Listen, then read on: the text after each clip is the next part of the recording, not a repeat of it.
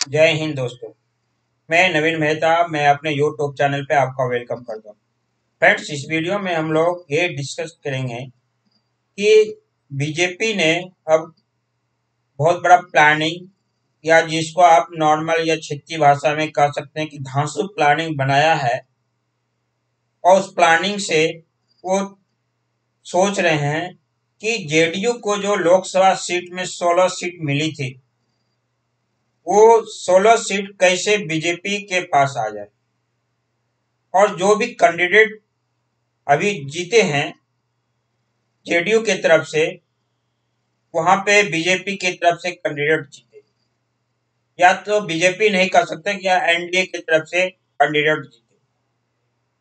इसका जो है सुगबुगाहट चालू हो गया। इसी को इस वीडियो में मैं डिस्कस करूंगा कि कौन सा ऐसा प्लानिंग है या किस तरह की ऐसी प्लानिंग चल रही है कि 2024 में जो लोकसभा सीट के लिए इलेक्शन होगा, उसमें बीजेपी एटलीस्ट 40 में से 35 सीट जीतने की दावा ठोक चुकी है और उस पर काम करना चालू कर दिया।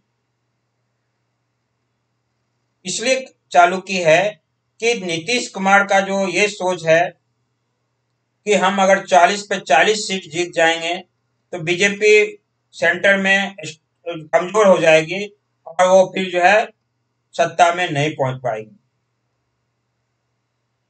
इसी को डिस्कस करेंगे इस वीडियो में। इसलिए पूरा वीडियो देखिए और बीजेपी का प्लानिंग को समझिए।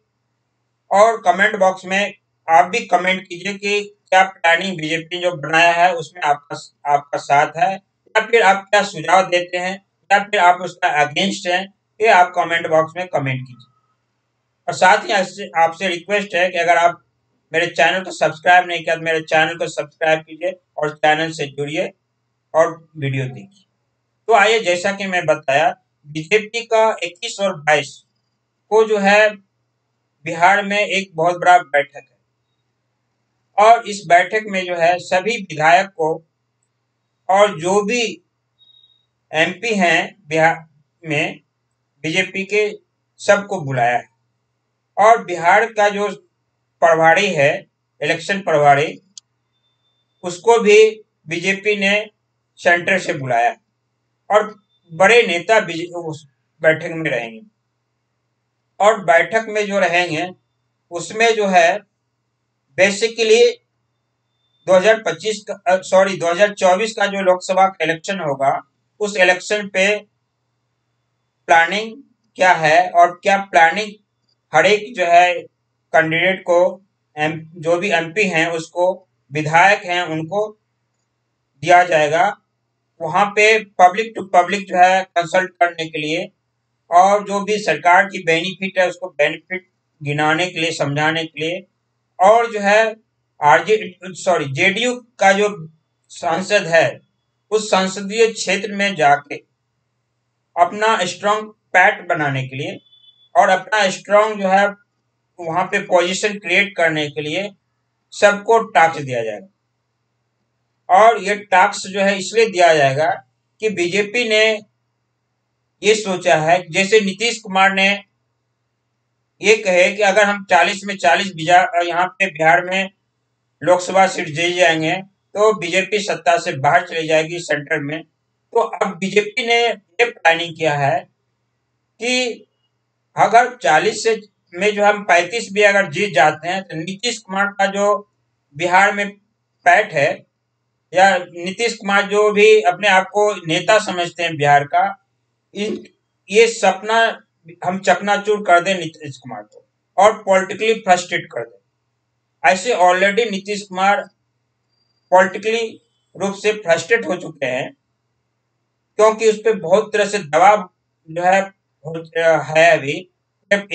या तो पार्टी में प्रॉब्लम चल रही है, फिर उसकी पॉलिसी जो शराब नीति है वो फंस गई है, फिर एडमिनिस्ट्रेटिव सिस्टम जो है उनकी बातें नहीं मान रही है। तो ये सब लेके नीतीश कुमार ऑलरेडी फ्रस्ट्रेट हो चुके हैं। और वो जो जहरीली जुबान से बोलते हैं, वो जुबान में क्या बोलते हैं उनका माइंड को भी पता नहीं चलता है कि आखिर नीतीश कुमार क्या बोले। तो ये सब लेके जो है बीजेपी चाहती है कि इस चीज को हम जनता तक पहुंचावें और बेसिकली उस एरिया के जनता को पहुंचावें जहां पे जेडीयू का सांसद जीते हुए, ताकि बीजेपी वहां पर स्ट्रांग हो और जेडीयू या नीतीश कुमार वहां पे कमजोर। साथ ही जो है एक ऐसा भी आकलन हो रहा है कि जेडीयू में जो सांसद हैं वो भी कंफ्यूजन में है कि अगर ये अब मर्ज कर जाती है जेडीयू आरजेडी के साथ में तो फिर उनका टिकट मिलेगा या नहीं मिलेगा, ये जो है एक डाउट हो जाएगा, क्योंकि आरजेडी अपने हिसाब से अपने कैंडिडेट को देंगे और जेडीयू से जो आरजेडी में आएंगे उस पर नीतीश कुमार का कितना क्रिया जो है ना आशीर्वाद रहेगा, क्योंकि पकड़ तो वहां लालू जी का और तेजस्वी यादव का रहेगा। और फिर जो है महागठबंधन में कई दूसरे भी पार्टी हैं, वो भी डिमांड करेंगे सीट का। तो ये सब लेके कंफ्यूजन में है जेडीयू के सांसद कि हमारा सीट हो सकता है कि मिले या नहीं मिले। इसलिए हो सकता है इस बीच में कि वो जो भी सांसद हैं वो शिफ्ट कर जाए बीजेपी के साथ। अगर यहाँ पे कमजोर दिखेंगे तो ऑलरेडी जो है वो शिफ्ट कर जाएंगे बीजेपी के साथ। शिफ्ट करने का दो वे हो सकता है, या तो डायरेक्ट शिफ्ट कर सकते हैं, या तो अभी ज्यादा टाइम नहीं बचेगा जिस समय में लोकसभा का वो इस्तीफा दे सकते हैं, या फिर जेडीयू अगर टूटती है तो वो दूसरे पार्टी के साथ में जो उपेंद्र कुशवाहा जी का ग्रुप अगर बनता है या आरसीपी सिंह का ग्रुप बनता है उसके साथ वो जाके बीजेपी के साथ में मिल सकते हैं, क्योंकि वहां पे जब जाएंगे तो जो उपेंद्र कुशवाहा जी या आरसीपी सिंह है ये बीजेपी से बार्गेनिंग करेंगे। लेकिन वो अगर जेडीयू मर्ज कर जाती है आरजेडी के साथ तो यहाँ आरजेडी से कोई बार्गेनिंग की बात ही नहीं होगी, आरजेडी अपने हिसाब से टिकट देंगे। कांग्रेस भी चाहेगी टिकट, दूसरा कम्युनिस्ट पार्टी है जो भी सीपीआई है सीपीएम है वो लोग चाह देंगे, उधर मांझी जी है वो चाहेंगे। तो इस तरह से सीट का बहुत 40 सीट में ही उनको कई पार्ट बदलना पड़ेगा और इसका सबको डिवाइड करना पड़ेगा। वो चीज में इनको प्रॉब्लम हो सकता है। तो ये सब लेके यहाँ पे जेडीयू में जो है कंफ्यूजन है सांसद में कि हम करें तो क्या करें। लेकिन हो सकता है कि जिस समय में इलेक्शन का टाइम बचे 6 महीना हो तो ये लोग कुछ डिसीजन ले और नीतीश कुमार का साथ भी छोड़ सकते हैं। और बीजेपी ने ऑलरेडी कई जगह पे ऑफर भी दे चुकी है कि इस समय के अंदर जो भी हमारे साथ आना चाहते हैं आ जाइए।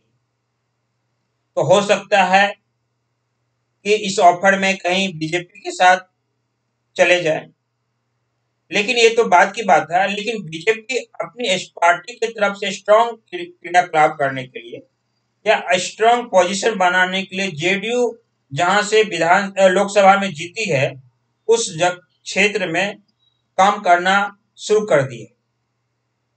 और ये चीज नीतीश कुमार को बहुत ज्यादा प्रॉब्लम क्रिएट करेगा, क्योंकि नीतीश कुमार पॉलिटिकली कमजोर हो चुके हैं, उनके पार्टी में ही अब दो फाक हो चुकी है।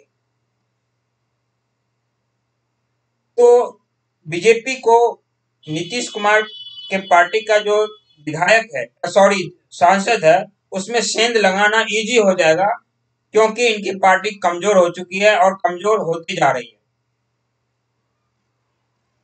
तो इसका बेनिफिट बीजेपी को मिलेगी, इसलिए शायद बीजेपी ने अब 21 और 22 को जो 2 दिवसीय सम्मेलन रखा है इसमें बहुत ज्यादा प्लानिंग क्रिएट करके नीतीश कुमार का जो लोकसभा का क्षेत्र है मीन्स उसके पार्टी का जो लोकसभा का क्षेत्र है 16 सांसद जीते हैं उनपे बहुत बड़ा सेंध लगाने की कोशिश चालू कर दी। तो फ्रेंड्स इस वीडियो में इतना ही। अगर मेरा वीडियो इंफॉर्मेटिव लगा तो मेरे वीडियो को लाइक कीजिए, शेयर कीजिए, साथ ही मेरे चैनल को सब्सक्राइब कीजिए जिससे कि आप मेरे चैनल से जुड़ सकें। Thank you. भारत माता की जय।